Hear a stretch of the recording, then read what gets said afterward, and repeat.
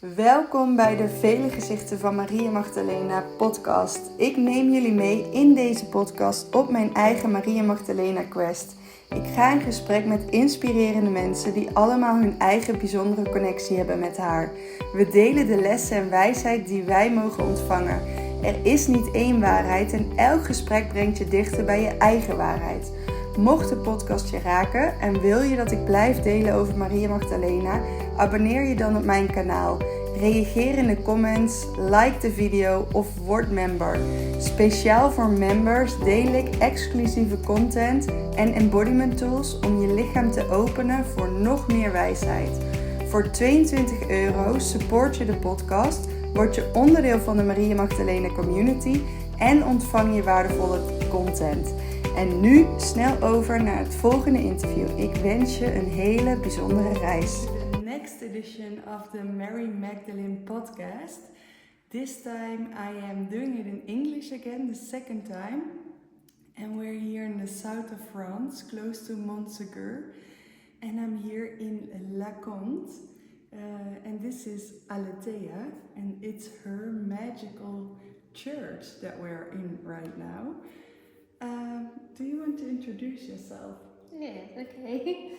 Hello folks, my name is Aletheia, although I used to be known as Anaya, and we've been living in this magnificent house for about 3 years, and this chapel we've called Notre-Dame de Sophia, Our Lady of Wisdom, so that people can feel perhaps that beautiful peace of the Cathar tradition.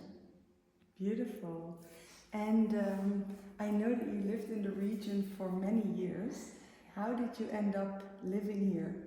I was called out in the late 90s to step into a yoga retreat at a place called Les Contes, in between Rennes-le-Château and Rennes-le-Ban. And I arrived and went, oh my God, what is this amazing place? I was so attuned to the Pyrenees. As soon as I saw the Pyrenees, started to weep, some sort of sorrow, some kind of reunion. I hadn't heard of Mary Magdalene, hadn't heard of Cathars, and on our third breakfast, the lady of the house, Pat, she still runs it. I've been there 2 days ago. Oh wow.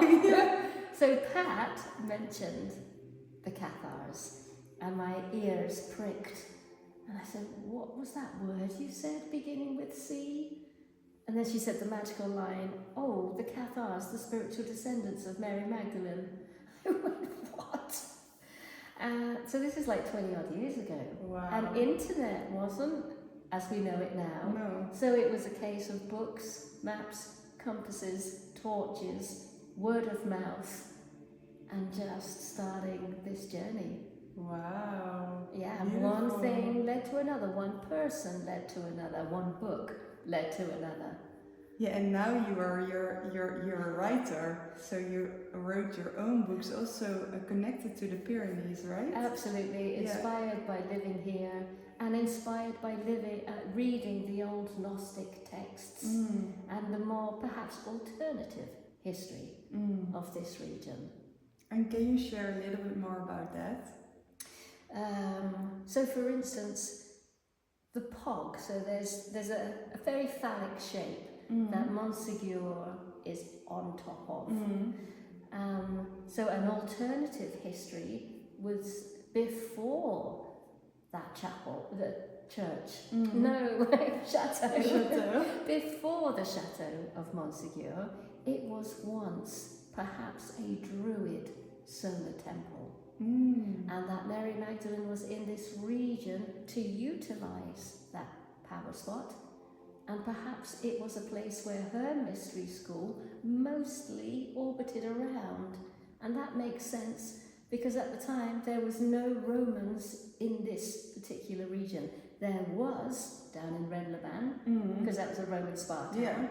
And I would imagine Mary Magdalene, it wouldn't have been wise to have been that close to Roman society, because after all, you know, everybody from that time, that very, very early Christian blossoming, was being sort of chased out of town for bringing through a very threatening parallel religion or way, just an alternative way of life. So yeah, that's an alternative history. You won't get that in mainstream history. No. But you speak to the local people and they're like, yes, Yeah? of course. Yeah, because it's a tradition and it's a story Oral, yeah. I believe fully, and so do the local stories, back up the very notion that she too had 12 disciples. Ah, yeah. And that she had a daughter, Sarah, who went to Iona, little Scottish island. She also had 12 disciples. So this wave just kept on going, following the same model, the same blueprint. One at the centre, 12 around. And is it how much back does that go? Yeah. Don't know. No. Way back, Yeah. I imagine. Because it's the constellations, it's the astronomy, it's the zodiac. Yeah. It's that model. Yeah, that's true, huh? Yeah. Beautiful. Yeah. And is it also related to the Essenes? I would say so. I believe Mary Magdalene, Jesus, John the Baptist, Mother Mary, they were Essenes. So obviously that's flowing through them. And do you feel that the Essenes are also related to the Cathars? Yes, I believe both sects, if you like, are of a more Gnostic variety. They are having their direct attunements and transmissions and understandings. So it's not a top-down, it's not a pyramid where there's one who has the main say. No, everyone has their own direct understanding and following that. And the community supports that. Yeah, beautiful. Yeah. And do you feel that you have lived in that time as well? Yes. Yes? I remember going to Masada. So Masada is very similar to Montségur, Yeah? but in the Holy Land. Okay. So it's like a hilltop village where there was a terrible crusade and massacre. I did not know nothing about it. My foot left the coach because I was on a pilgrimage tour with a big group, and I started to get very, very shaky. My knees went to jelly, and I'm like, whoa, where are we? They said Masada. I'm like, yes, I know, but what's the history here? And then it all unraveled that there were some Gnostics at the top of this village, and once again surrounded by an opposing force. And they decided to take their own lives rather than face. So it's a very similar thing. Yeah. And it looks the same. Really? You see this. And where is this exactly? This is near Jordan and Israel. So it's part of the Holy Land pilgrimage site. Nice. Masada. And you just shared that you've been there with a group, so Yes. you are doing group tours with women or men to sacred lands, or? I was. Yeah. I was a participant this time. Okay. Yeah. Before Les Contes, yes, I used to travel. After Les Contes, no more travelling. Exactly. And how does that feel? It feels good because it lands at a good stage of my life. So I'm 54, 55 soon. So this is my big new life initiation. I'm settling in now to the elder years, the final act, so to speak. And I know this is my forever home, although it doesn't make sense. How on earth am I going to be here as an very older woman? You know, nothing's on the ground floor. Everything's one flight of stairs up. But we cross that bridge when I get to it. Yeah. Maybe the house will be full of people, and I will just be that strange little old woman with the goats. And maybe get looked after or something. Because I think about it. Yeah, of course. And I know what's going to happen. Because it is a big investment as well.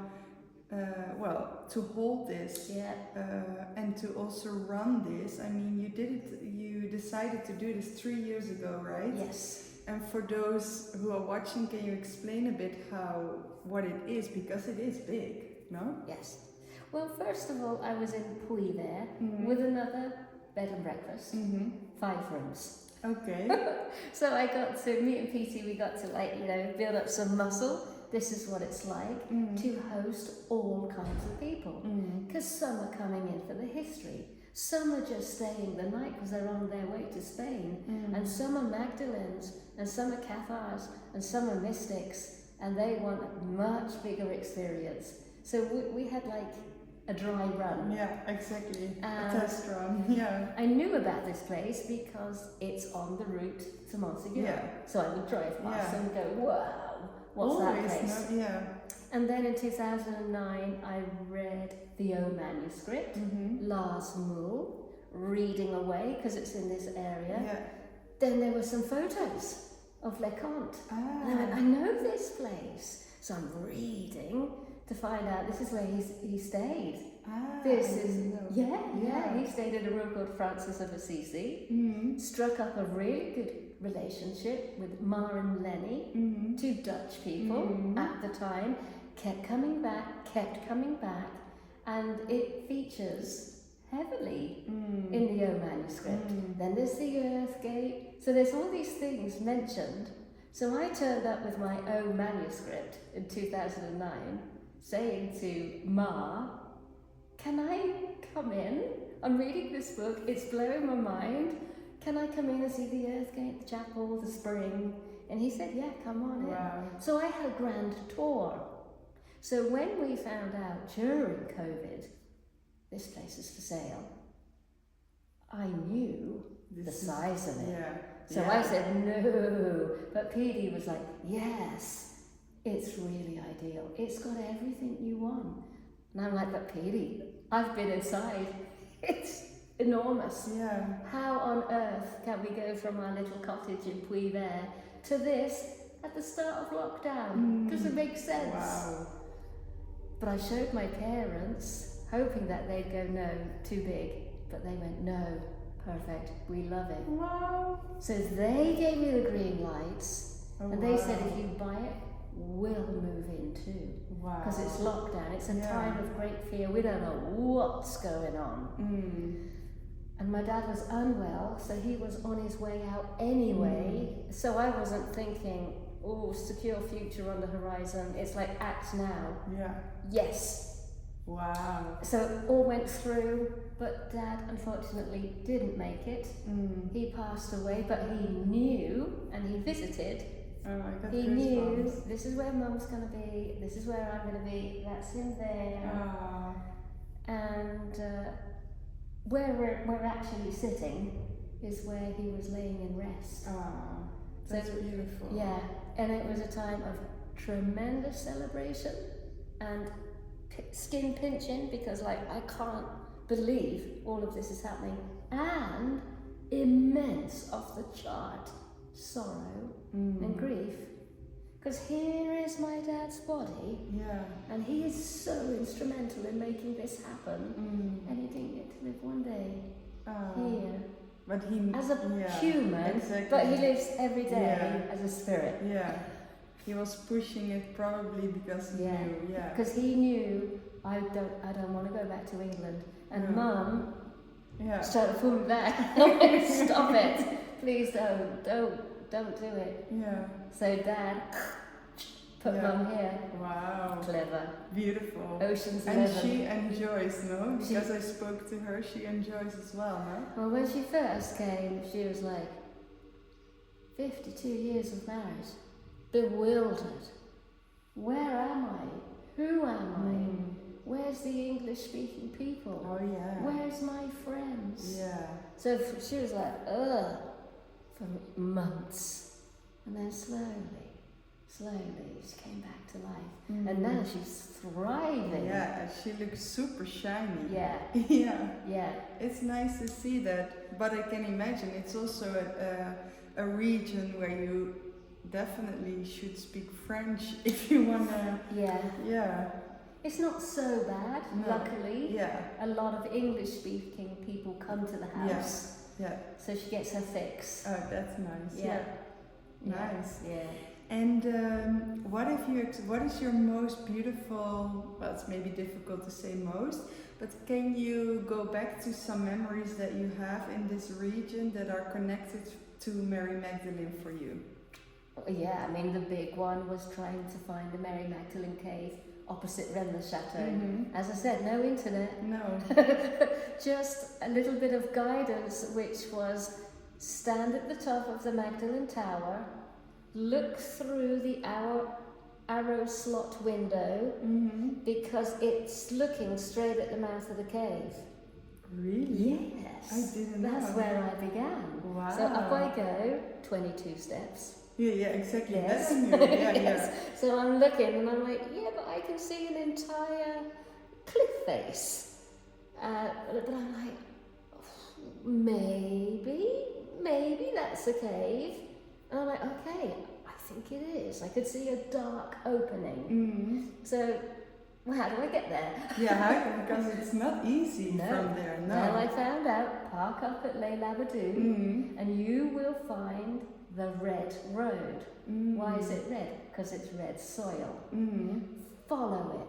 Keep Rennes Chateau on your right shoulder, because you've got to go parallel. Yeah. And then at a certain point, if it's your day, if she is saying yes, you will find a footpath off the edge of the cliff where you're going to double back on yourself, and there are the 3 caves. Wow. And I remember finding the footpath. I was by myself. I had no one to get super excited with. To celebrate. I found it. And then I'm like, now what do I do? Because I know I'm going to find a cave. Yeah. I'm by myself. Yeah. And I'm like, shall I wait until... No. Go in. Yeah. So when I turned the corner... Have you been there? Yeah. Right. I've been there. So when I turned the corner and saw, I just wept. Hadn't even gone in at this point, just to see. Yeah. And that had taken months. But I can imagine that this is even more mystic, you know, because you really have to find it and you need to do it as they did it, you know? Yeah. And you know, because the birthing cave, that's the one I call the Yoni cave. Yeah. So you have to crawl up, and it's like, because it's dark. It's dark and it's like, and is anyone else? Is anyone else in there? Whoa. And then the first time, amazing. Yeah. Wow. So that was a hot moment. Finding the Cathar initiation caves over in Tarascon, that was also a biggie.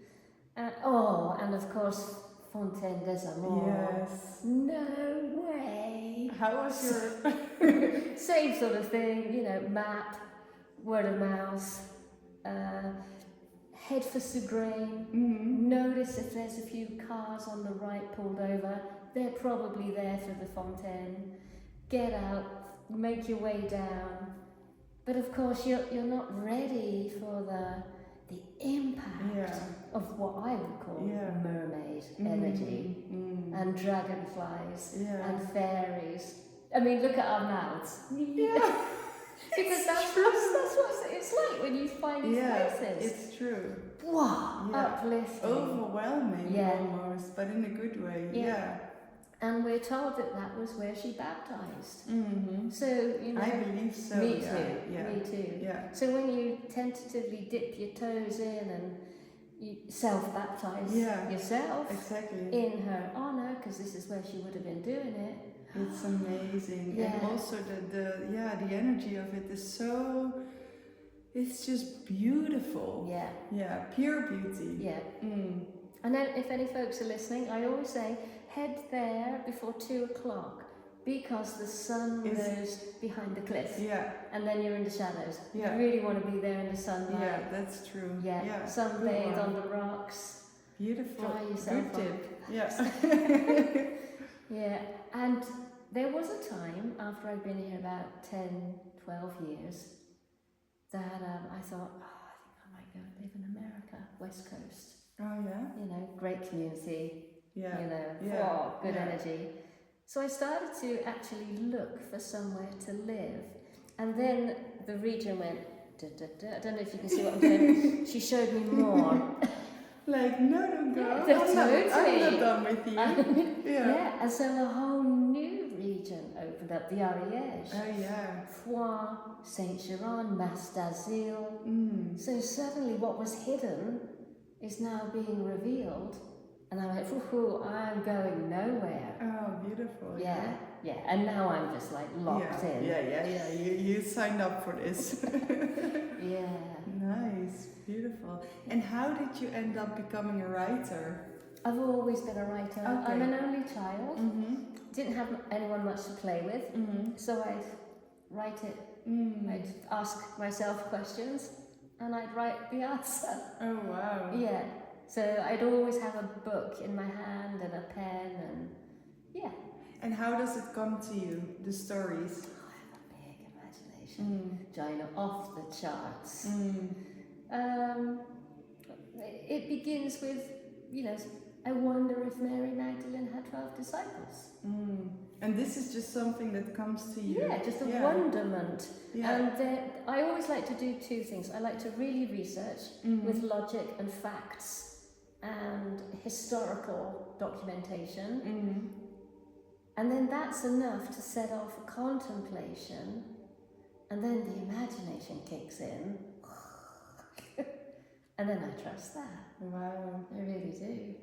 And I feel, if I look at what you have done and what you're still doing, that you also are really like a businesswoman, Is there something to say about that? Like how, because it's like as if you know how to create magic. Yeah. Is there a key for you? I definitely realise I have a drive. I have a strong drive. I'm a Capricorn, so I'm quite forward moving. And I also know that when I was being born, there were complications. So I really wanted to get out, and I still have that energy. Oh, yeah. But as for business model and rubbish, but I wonder to myself, is this the feminine way of doing business? So some people go, really want to be here, can't afford it. Okay, donation? Yeah, fine, okay. And maybe like a patriarchal world will go, oh my God, that's crazy. You're never going to survive. I'm still here, and I did. That was my business model when I lived in Brighton, in Glastonbury. So I used to do Kundalini yoga classes. If you can't afford it, bring perhaps a book or a candle or a garment. Wow. Because people say to me, how come you've got so much stuff? And I say, because for easily 7 years, everything I did was by donation. Oh wow. And that's where I got all the art from. Oh wow. Because I didn't know what to do with it. I stored it at Mum and Dad's house. And then when this one came through, I'm like, oh my God, I got loads of stuff.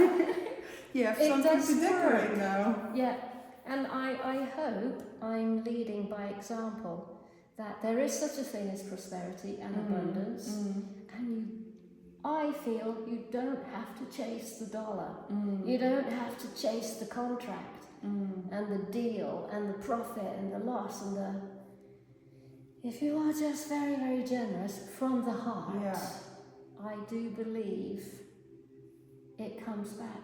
And do you feel that this is connected to this new way of, or actually the feminine way? I do. I really do. My mum was a manageress in Woolworths. My dad was a bus driver.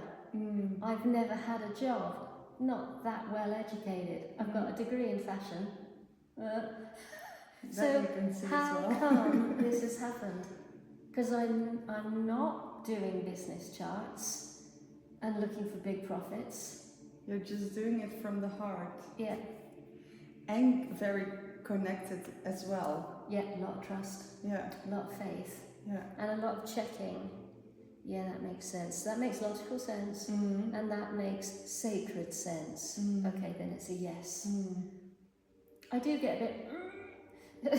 when the flow seems to wane, but then I just pull back on the old purse strings. Okay, make your orbit a little bit smaller, less is coming in, and then when more comes, okay, flex out again. Yeah, and it's like breathing. Beautiful. To be that, to go with the waves of life as well then. Yeah. And can you share a bit more about feminine Christ or Sophia?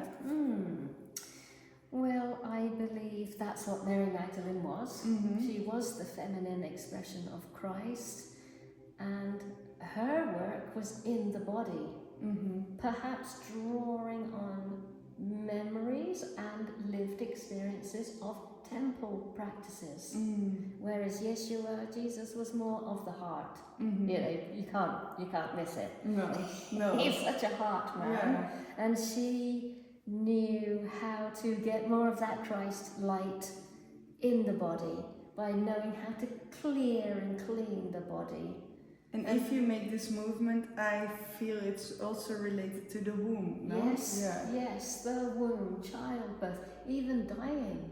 So we were doing something yesterday, sacred anointing for the dying, and to be with the honesty of death, rather than lean in. So if we, you know, us ladies, we like to adorn and anoint each other in our splendor. Well, can we do it in the same way when we're 90, when the body is on its way? That's a beautiful one. Yeah. And so I am teaching feminine embodiment. So for me, it's super interesting that you shared this as well, that she was also really about the body. Can you share a bit more about her teaching connected to feminine embodiment? Well, I remember one of my first sentences, I think I must have read it, maybe Claire Hart's song, Anna, grandmother of Jesus, that Mary Magdalene was known to kiss each footstep through the sole of her feet. Every single footstep was a kiss upon the earth. Wow. So that gives us a hint. What's going through that body, Exactly. the quality of energy going through that body. And the awareness as well, Yeah. And maybe, you know, being in a sacred site, it wouldn't be like reading the energy, but like taking the whole lot in and responding. That's we do a lot of responding. Yeah. That's something I've noticed, being the age I am now. My sexual hormones seemed to dissolve as I went through menopause. I went through early, 42. Oh, wow. So now I'm 54, I'm complete. I can feel I'm back to normal, my character is more regulated. But my sexual self that I once knew, gone. So I had to go through a bit of death. Oh, wow. But now it's coming back through nature. Oh, really? Yeah. Oh, Like, for nice. instance, I'll be in bed and I'll hear a storm coming. And I'm like that. Oh, the wind. Oh, wow. The wind. Really? By the time the rain comes, yes. Oh, wow. And that's one of my messages to my generation. Because it doesn't affect everyone that way. Like, not everyone loses that sexual impulse. I did. I dreaded that it would be me. It was. But what I've noticed is the allowing and taking seriously of how the elements are moving you. I'm just like, this is a bit odd, but I'm going to go with it. Wow. But now I'm really going with it. Wow, beautiful. Yeah, and I just want to like shout out to the ladies. This is possible. This is possible, and I do think if you're just willing to let it go through your death, there is a resurrection. Doesn't look like the way it used to.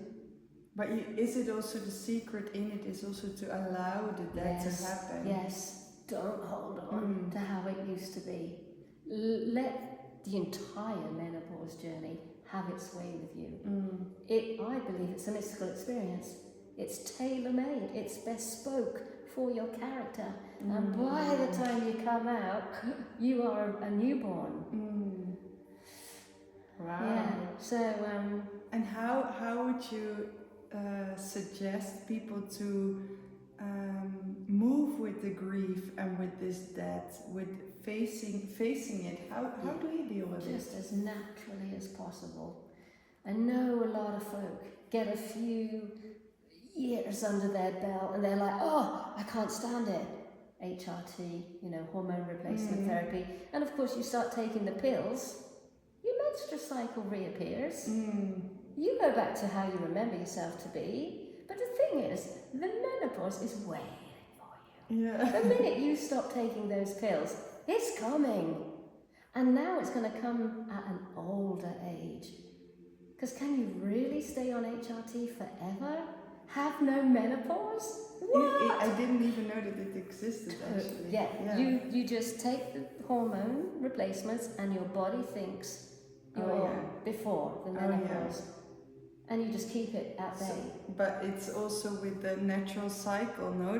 That you can manipulate that as well. But actually, if you decide to really go into this natural flow, then you can feel your body way more. Yes. And things do change. You know, my tummy has appeared, my face has got fuller, I've got thicker. I haven't done anything, I've done nothing, and I won't. No. Because to me, this is a mystical experience. Yeah. Take me. And I feel also really, I mean it, that it's beautiful. You look beautiful because it's natural and shiny, and you look young. You know, I feel that you are an example. I feel to a lot of people that it's possible to live like this. Well, yeah, thank you very much. There's another lady who lives here, Christy. She's 10 years older. Same. She's done nothing. She's let it happen. And our retreat that just ended, people were like 22, 27. You know, they were like that. Oh my God, you know, what advice do you have for us? Because even in the 20s and 30s, women are nipping and tucking and doing the surgery. And I said to them, I kept calling them girls, you know, you won't see faces like this if you start the surgery now. Yeah. Because if you start, you won't stop. Because you'll always want to look this way. You won't get to see what an older lady looks like. Natural. And to me that says, as the AI, oh my God, no one will age anymore. Yeah, it's crazy actually, but also I feel that it's because we are not allowing the natural cycles of life to enter, which is also the natural flow of your cycle, and it's so related to the feminine, no? Yeah. Everyone's going to be hoisted up and tight on the inside. But how can we open up to actually, because I feel that in that we are trapping ourselves to lose connection to our feminine. So how can we switch that and to celebrate the real feminine, you know, the real beauty? Community. Yeah. Your work, my work. Speaking to the ladies, you know, on the borderline, will I do it naturally or won't I? Pro-natural. Yeah. I don't know. Is the honest answer, because I'm in it. Yeah. And all I've got is my experience thus far.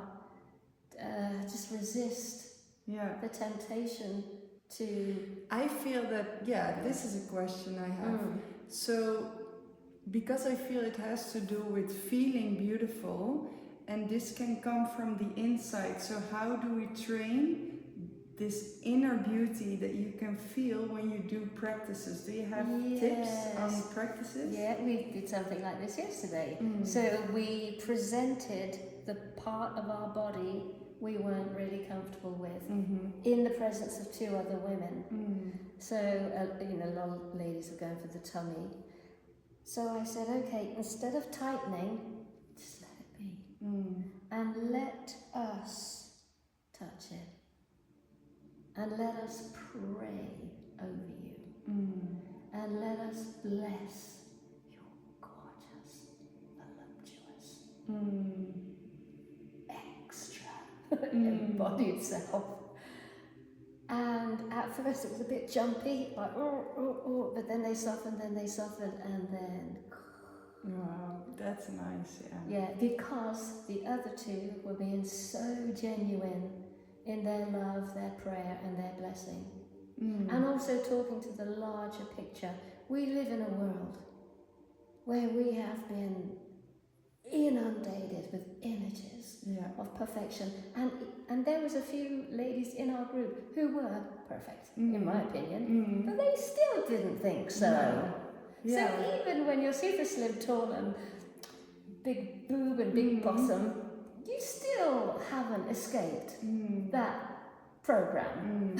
So no one escapes it. No. And so when you set the frame, we live in a world that then the tears can come because we're all up against it, trying to be something that is impossible to hold. Yeah.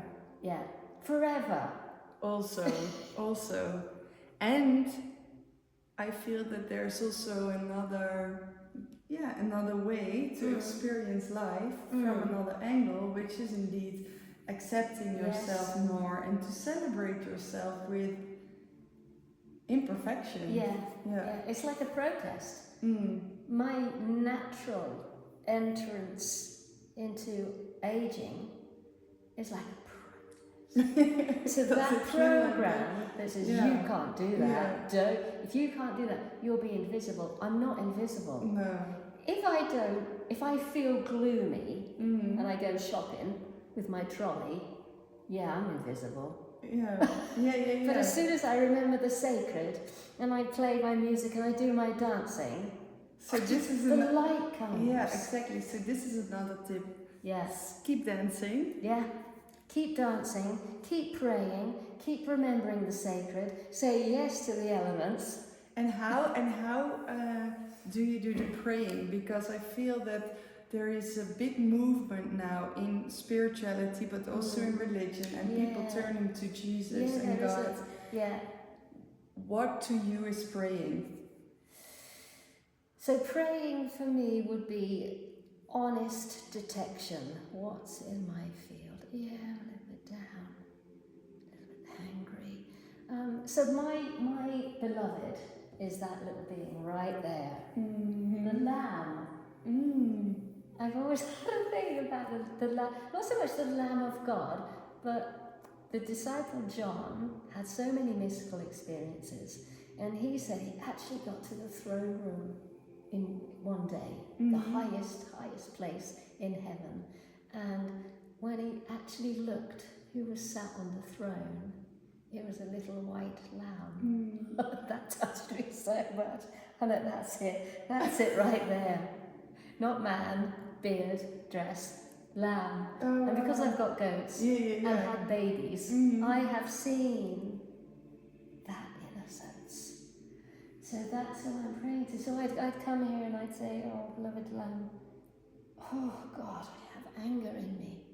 And because it's that, I'm aiming for that. And so it shines that upon me. So I've got the anger and I'm like, I offer it up to you. And a beautiful exchange happens. It always has done.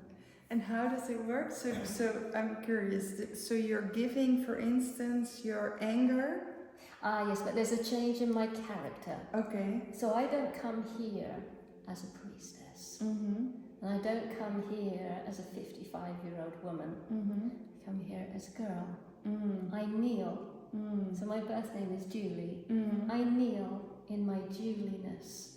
And I look upon the lamb. And I go, I don't want this. I don't want this anger in me. And why? So I'm innocent. I'm going back. I'm humble. Okay. Yeah. So that's a good one to remember as well. To really stay connected to this inner child and come from that. Yes, because I think if I go, I call upon the Lamb of God, as a Magdalene, Order of the Rose. Yeah, but not kneeling. Surrendering is it as well, then, no? Humble. Yeah. Humble, open, innocent, kind. Do you have like an example of an experience like this where you really felt like, I don't know, and then something shifted after you did this? Yeah, that's why I returned to the kneeling, because I was getting into a lot of ancient Egyptian deities and prayers and ceremony, And I'm like, just sniffing around, where is this actually going, my lady, to myself? What's going on here? Because I could feel the power coming off those old ways. And because I've always been a prayer, my little inner compass went, this isn't your path. You know what your path is. Your path is that little lamb. And I just knew that, and I just went, oh God, I've got to take the whole lot off. You know, all those headdresses, all that regalia of priestess, of high priestess. I had my moment, I'm glad I did it, but I took it all off, and I just went back to basics, back to what I know. And is this when you became the owner of this land? No, before. Oh yeah. Way before. Okay. Yeah. Yeah. Wow. Yeah. It's really, there's so much wisdom in you and so much experience of this region. There's also something I saw that you have an audio book around. Can you share a bit about that? Yeah. I'm always telling tales of this region, and someone said to me, you should do Mary Magdalene's audio guide to the south of France. And I went, oh, of course. Yeah, that's just record. So smart. I felt like, wow, that's such a good idea. It was someone else's idea. But she said, just record your stories, but do it in the order in which you think she travelled. I went, genius! Oh, that's nice. So started off Saint Marie de la Mer, making her way, and I cannot tell you how many people have come to the house saying, I'm currently on your Mary Magdalene's audio guide to South France. I have done it step by step by step, and we are having the most amazing time. Oh wow.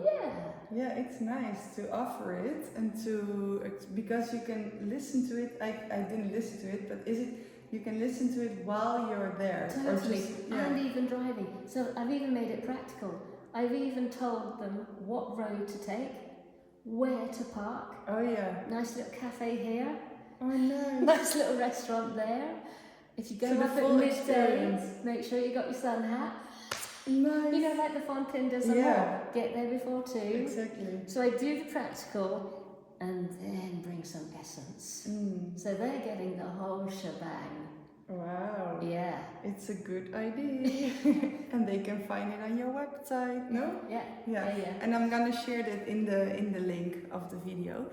And I would like to ask you if we can, in this magical place where we are right now, if you can take us on a journey, like a little guidance, for instance, that we can really connect to Mary Magdalene. Yes. Yes? Okay.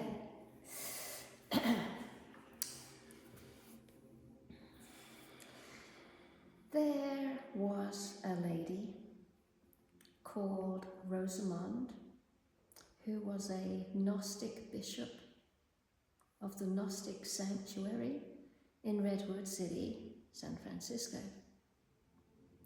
And I was very lucky enough to be under her wing. Because I lived in France, I couldn't spend too much time with her because she was in the States. But I knew I was under her wing, under her spiritual guidance and light. And she said to us, the body of Mary Magdalene lays in a crypt, or maybe even a cave, in the Languedoc, by those who love and care for her. And of course my mind is racing at this point. Yeah, but the skull is in Saint Maximin. The shin bone is in Saint Bon. The hand is in Vézelay. Oh, how were? And she said, yes, that is right. But the rest of her body is being attended and cared for in some secret place, and that she is still there. She's still in this region. Perhaps some kind of understanding, some kind of deal has been struck with the Roman Catholic Church to give the head, to give the shin bone, to give the hand, because it is important that there are pilgrimage routes and sites that we can visit.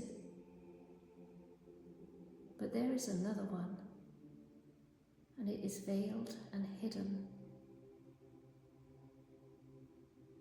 And it's so very close to where we are currently sitting.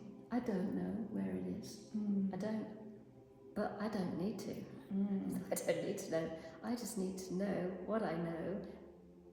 And that is what I've just shared with you. And that is, I am speaking the truth. Wow. She's in this region somewhere. Wow. Yeah. Beautiful. Yeah. And I mean also, yeah, you can feel her energy so vivid in this region as well. Yeah. There's so much to uncover and so much to unlock in yourself. Yes. And a remembrance, yeah, that I feel that is very related to this area. And of course you can find her everywhere you are. Yes. But this is definitely a region to visit if you are connected to her. Sure. Oh, sure. My thoughts are like, if she's in the earth, maybe she's using the ley lines to send her essence. And this is also, is the ley line also running in here? Yes, absolutely. There's one up to Montségur. Yeah. I mean, the main one is The obviously rose that line? pentagram. Yeah. Yeah, the rose line going down France.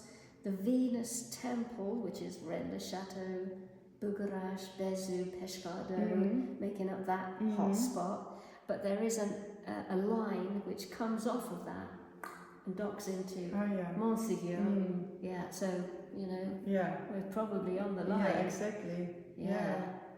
Wow, thank you so much. Pleasure, my lady. And there's another very, very, very good news, because the next Mary Magdalene journey that I'm organizing in France is here. Totally. Yeah, so that's amazing. I'm so happy that I found out about this place.